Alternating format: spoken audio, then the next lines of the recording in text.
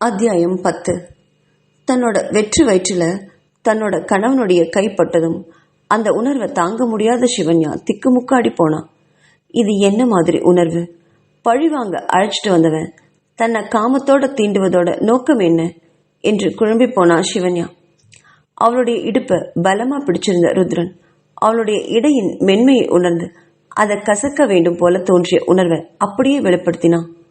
அவன் அப்படி கசங்கி பிழிந்ததை தாங்க முடியாத சிவன்யா வாய்விட்டு அம்மா ப்ளீஸ் விடுங்க என்று வலிக்குது என்று கதறினாள். அந்த கதறல் கூட ருத்ரனுக்கு இன்பமாக தோன்றியது. அவள் கூந்தலை பிடித்து அவள் முகத்தை தன் முகத்துக்கு நேராக கொண்டு வந்தான். மீண்டும் அவள் இதழ்களை சிறைப்பிடிக்கப் போகிறான் என்று நினைத்து காதலுடனும் பயத்துடனும் ருத்ரனையே பார்த்துட்டு இருந்தா சிவன்யா.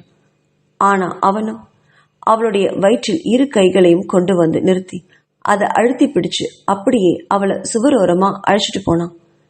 நேற்று அவன் இது போல செஞ்சா அவனை தடுக்கணும்னு நினைச்சிருந்த சிவன்யா இன்னைக்கு அவனோட செயல்களுக்கு இடம் கொடுத்துட்டு இருந்தா. அங்க தன்னையே இழந்துட்டு இருந்தா. அவளுடைய தவிப்பை உணர்ந்த ருத்ரன் அவ காது பக்கத்துல குனிஞ்சான். நீ மட்டும் என்னோட வெண்பாவோட வாழ்க்கைய இப்படி அழிக்காம இருந்திருந்தா இந்த மாதிரி 1000 சுகங்களை நம்ம அனுபவிச்சிருக்கலாம்டி என்று அவள் காதில் கிசுகிசுத்துவன் அவளுடைய காது மடல்களை கவினான். அதுல முத்தத்தை அழிச்சது. பிறகு அவனுடைய வெறி தீர அதை கடிச்சு வச்சுட்டு கழுத்துக்கு கீழே அவனுடைய உதடுகளை கொண்டு வந்து முத்தங்களை மோகத்தோட அள்ளி வீசினான். அவன் மோகத்தையும் தாபத்தையும் தாங்க முடியாத சிவன்யா தவிச்சு போனான். அவன்கிட்ட இருந்து விடுபட ரொம்ப போராடினான். ஆனா அவன் எதையுமே பொருட்படுத்தாத ருத்ரன் அவனுடைய கழுத்துக்கு கீழே சொல்ல முடியாத இடத்துல அவனுடைய பற்களை அழுத்தமா பதிச்சான்.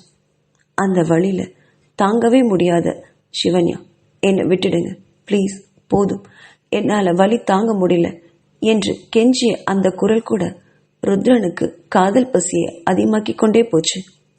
மேலும் என்ன செஞ்சிருப்பானோ வெளியில ஏதோ ஆள் வர ஆரவாரம் சத்தம் கேட்க சடார்னு சிவன்யாவை விட்டு விலகி நின்னான் ருத்ரன். அவன் எதிர்பார்த்தது போலவே வசுந்தரா தான் அறைக்குள்ள வந்துட்டு இருந்தா. நல்ல வேளை அவளோட கையில காஃபி கோப்பை இருந்ததுனால அதை கலக்க விட்டபடியே உள்ள வந்தா. அதனால இங்க நடந்த காட்சிய அவ பார்த்திருக்க வாய்ப்பில்லை என்று நினைச்ச ருத்ரன் சிவன்யாவை திரும்பி பார்த்தான்.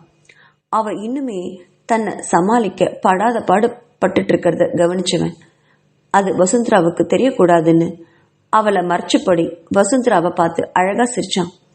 ஹேய் என்ன வசுந்தரா, நீயே எனக்கு காஃபி போட்டுட்டியா? எனக்கு நீ போட்ட காஃபி எப்பவுமே பிடிக்குமே என்றும் சொல்லாமல் இன்னைக்கு ஏதோ சிரிச்சு பேசினான் ருத்ரன். வசுந்தராவுக்கு இது ரொம்ப ஆச்சரியமாகவும் சந்தோஷமாகவும் இருந்தது. ருத்ரன் இப்படி பேசுறத கேட்டு எவ்வளவு வருஷமாச்சு இவனோட இப்படி பேசி அப்படின்னு நினைச்சவ ருத்ரன் இந்த சிவன்யாவை நம்பினா ஒரு வேலையும் நடக்காது போல இருக்கு. நான் உங்களுக்கு காஃபி போட சொல்லி டிஃபன் ரெடி பண்ண சொல்லி ரொம்ப நேரமாச்சு. எல்லாத்தையும் பண்ணி வச்சுட்டு அவ எங்க போனானே தெரியல என்றபடி ருத்ரனுக்கு பக்கத்துல வந்தா.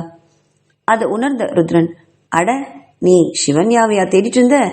நான் தான் இந்த ரூம் அழுக்கா இருக்குன்னு சொல்லி அவளை இங்க தொடக்க சொன்னேன். தோ இங்க இருக்க பாரு என்று அவளை காட்டி மறுபக்கம் நகர்ந்து நின்றான் ருத்ரன். இத்தனை நேரமும் ருத்ரன் கூட தான் இவன் இருந்தாளா என்ற அதிர்ச்சியை சமாளிக்க வசுந்தராவுக்கு முழுசா 2 வினாடி ஆச்சு. ஆனாலும் சிவன்யாவை கூர்ந்து பார்த்தா. இவங்களுக்குள்ள ஏதோ ஒன்று நடந்திருக்கணும் அப்படின்னு அவளுடைய முக சிவப்பே சொல்லுச்சு.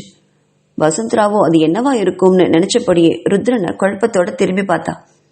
அவ குழப்பத்தை உணர்ந்த ருத்ரன் ஒன்னும் இல்ல வசுந்தரா, இவ மாப்பு குச்சியை வச்சுட்டு வீடு தொடச்சிட்டு இருந்தா.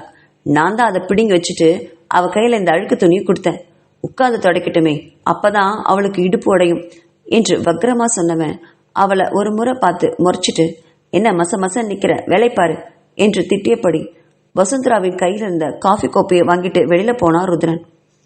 அவனை தொடர்ந்து வெளியில போக முயற்சி செஞ்சவன் ஒரு வினாடி நின்று சிவன்யாவை பார்த்தா. அவளுடைய முகம் இன்னுமே சிவப்பா இருந்துச்சு. ஒருவேளை அவன் அடிச்சிருப்பானோ என்று நினைச்ச வசுந்தரா நல்லா வேணும் கழுதைக்கு என்று நினைச்சபடி என்னடி ருத்ரன் சொல்றது உன் காதுல விழல? இப்படி எவ்வளவு நேரம் நிப்ப? மடமடன்னு இந்த ரூமை தொடச்சிட்டு வெளியில வா, உனக்கு துவைக்கிறதுக்கு நிறைய துணி இருக்கு சமைக்க சொல்லிட்டு போனா அதையும் அரைகுறையா வச்சுட்டு இப்படி வந்து உட்கார்ந்து வேலை செஞ்சு ஓபி அடிக்கலான்னு பாக்குறியா?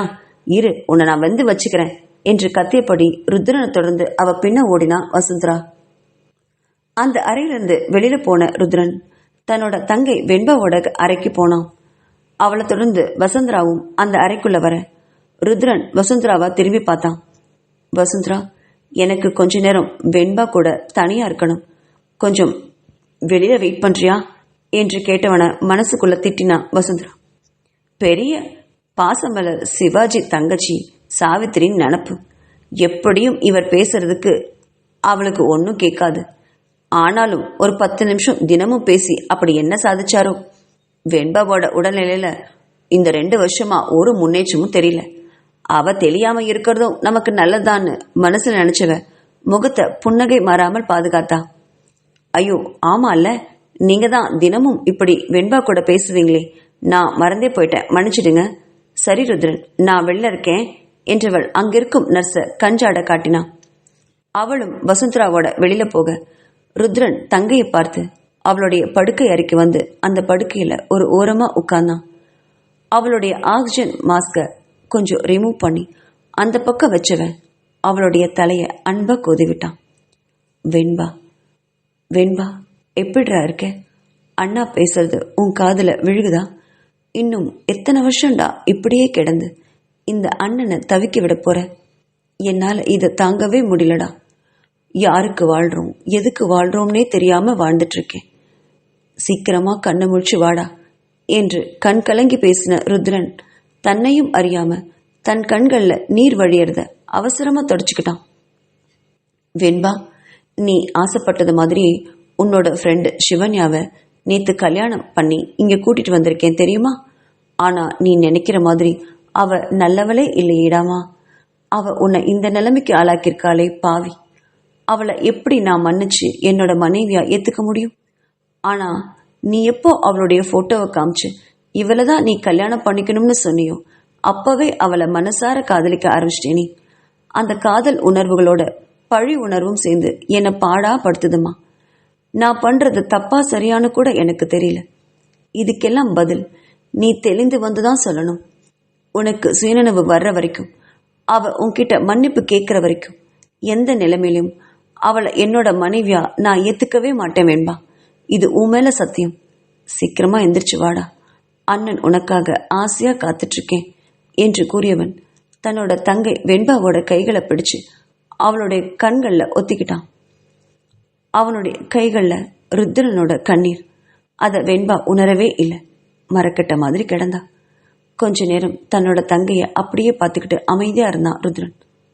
பிறகு நெடிய மூச்சு விட்டபடி மாஸ்க் எடுத்து மறுபடியும் தன்னோட தங்கையோட முகத்துல வச்சுட்டு கண்களை அழுந்த துடிச்சுக்கிட்டு மறுபடியும் கம்பீரமா பழைய ருத்ரனா அந்த அறையை விட்டு வெளியே வந்தான். ருத்ரனை பார்த்த வசுந்தரா, என்னாச்சு ருத்ரன்? நீங்க பேசுனதுல ஏதாவது இம்ப்ரூவ்மெண்ட் தெரிஞ்சுதா? கை அசைதா, கண் அசைவு, இந்த மாதிரி ஏதாவது தெரிஞ்சுதா என்று அவளுடன் கேட்டா. இல்லை என்று தலையாட்டி உதட்ட பிதிக்கினா ருத்ரன். அவனுடைய முகம் ரொம்ப சோர்வா இருந்தது. அதை கண்ட வசுந்தரா, இன்னைக்கே ஆபீஸ்க்கு போகணுமா ருத்ரன்? நீங்க வீட்லயே இன்னைக்கே இருங்களேன், ரெஸ்ட் எடுங்களேன். நம்ம சோர்ந்து போய் நீங்க ரொம்ப தெரியுறீங்க. நீங்க இருந்தா எனக்கும் கொஞ்சம் தைரியமா இருக்கும் என்றாள் வசுந்தரா. வேண்டாம் வசு, இங்க இருந்தா வெண்பாவையே மனசு தேடும் என்று சொன்னவன் மனசுல சிவன்யாவையும் தேடும். என்னோட காதல் மனம் இருதல கொல்லி மாதிரி 2 பக்கமும் நான் போராட வேண்டியிருக்கும். முடிஞ்ச அளவு இனி சிவன்யாவை தவிர்க்கிறதே தனக்கு ரொம்ப நல்லதுன்னு நினைச்சான் ருத்ரன். அது மட்டும் இல்ல வசு, எனக்கு ஆபீஸ்ல முக்கியமான மீட்டிங் எல்லாம் இருக்கு. அதை விட்டுட்டு நான் இங்கே உட்கார முடியாது பாரு. நீ வெண்பாவை நல்லபடியா பாத்துக்கோ. நான் சொன்னதெல்லாம் நினைவிருக்கட்டும். சிவன்யாவை விட்டுறாத. அவ வாயிலிருந்து எல்லா உண்மையும் வரணும். எனக்கு அதுதான் வேணும். அன்னைக்கு என்ன நடந்ததுன்னு எனக்கு கண்டிப்பா தெரியணும் என்றவன் அங்கிருந்த நர்ஸிடம் திரும்பினான். நர்ஸ் ஸ்டெல்லா ருத்ரனை பயத்தோட பார்த்துக்கிட்டு இருந்தா. ருத்ரன்னா நர்ஸ் ஸ்டெல்லாவுக்கு எப்பவுமே ஒரு பயம்தான். அவன் தங்கை விஷயத்துல எவ்வளவு பாசமா அன்பா இருக்கானோ அதை விட அதிகமா அவளை கவனிச்சு கொள்கிட்ட கடுமையா இருக்காங்கிறது ஸ்டெல்லா இந்த 2 வருஷத்துல உணர்ந்துதான் இருந்தா. அவளுக்கு இன்ஸ்ட்ரக்ஷனை எப்பவுமே கொடுத்துக்கிட்டே இருப்பான் ருத்ரன். வேண்பா எப்ப வேணாலும் கண்ணு முழிப்பா. நர்ஸ் ஸ்டெல்லா, அதனால ரொம்ப ஜாக்கிரதையா இருக்கணும். அதுக்கு தான் நான் உங்களுக்கு இவ்வளவு சம்பளத்தை கொடுத்து இங்கே வச்சிருக்கேன். இதில் ஏதாவது தவறு நடந்தா அதுக்கப்புறம் நான் உங்களை மன்னிக்கவே மாட்டேன்னு ஸ்டெல்லாவை பார்த்து மிரட்டினா ருத்ரன். அவனுடைய பேச்சில் பயந்து போன ஸ்டெல்லா, சரிங்க சார், நீங்கள் சொன்னபடியே தான் நான் இருக்கேன். நீங்கள் தான் 1க்கு 2 நர்ஸ் போட்டிருக்கீங்களே. நைட் டியூட்டி பார்த்த மேரி இப்போ தான் போனாங்க. பகலில் நான் இருக்கேன், ரொம்ப கவனமாக இருப்பேன், நீங்கள் கவலைப்படாதீங்க என்று தயங்கியபடி சொன்னான் ஸ்டெல்லா. அதை கேட்டவன், சரி சரி, உள்ளே போய் உங்கள் வேலையை கவனிங்க என்றான். ஒரு நிமிஷம் நில்லுங்க என்று அவளை நிறுத்தினான். என்ன என்பது போல் ஸ்டெல்லா திரும்பி பார்க்க, ஆமாம், உங்கள் கையில் செல்ஃபோன் வச்சுருக்கீங்களா என்று கேட்டான். அவ பயத்தோட திருன்னு விழிக்கவும், வச்சிருக்கீங்க இல்லையா, அப்படித்தானே என்று கடுமையான குரல்ல ருத்ரன் கேட்கவும், ஆமாம் ஆமாம் ஆமாம் சார், என் குழந்தைக்கு இன்னைக்கு உடம்பு சரியில்லை, எப்போ வேணாலும் ஃபோன் வரும், அதனால தான் என்று தயங்கிப்படி கூறியவளை கடுமையாக வரைச்சான் ருத்ரன். அப்படின்னா நீங்கள் இன்னைக்கு லீவ் போட்டுட்டு வீட்டில் இருந்துட்டு வேற நர்ஸை இங்கே வர வச்சிருக்கணும். இங்கே வேலைக்கு வந்துட்டு என்னோட தங்கச்சியை கவனிக்காம உங்கள் பர்சனல் விஷயத்தை கவனிக்கிறத என்னால் அனுமதிக்க முடியாது. உங்களுக்கு அப்படி உங்கள் பையன்தான் முக்கியம்னா நீங்கள் இப்போவே இங்கேருந்து கிளம்பலாம், வேற யாரையாவது வர சொல்லுங்க என்றான் கோபமாக. அதை கேட்ட நர்ஸ் நடுங்கி போனான். இங்கே ஒரு நாள் சம்பளத்தை யோசிச்சா, இல்லை சார் இல்லை, என் வீட்டில் என்னோட ஹஸ்பண்ட் என் பையனுக்கு துணையாக இருக்காரு, நான் எதுக்கும் இருக்கட்டுமேனு தான் ஃபோன் வச்சுருந்தேன். இந்தாங்க சார், எனக்கு வேண்டாம், நீங்கள் ஃபோனை வச்சுக்கோங்க, நான் டியூட்டி முடிஞ்சு போயிட்டு வாங்கிக்கிறேன் என்றவள் தன்னோட பேக்கெட்லேருந்து ஃபோனை எடுத்து ருத்ரன் முன்னாடி நீட்டினான். அதை கண்டு வசுந்தராவின் பக்கம் ருத்ரன் திரும்பி பார்க்க, வசுந்தரா உடனே நர்ஸ் கையில இருந்த செல்போனை வாங்கிட்டா.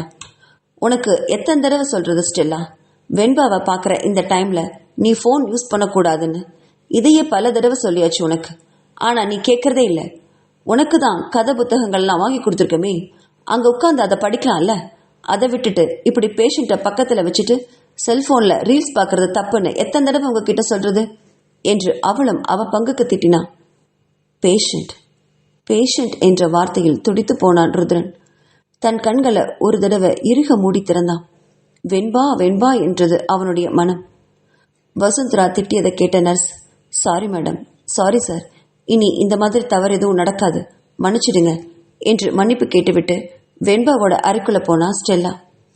அவ போனதும் வசுந்தரா பக்கம் திரும்பி, சரி வசு, எனக்கும் ஆஃபீஸ்க்கு டைம் ஆச்சு, நான் கிளம்புறேன் என்று சொல்லிட்டு வீட்டை விட்டு கிளம்பினான் ருத்ரன்.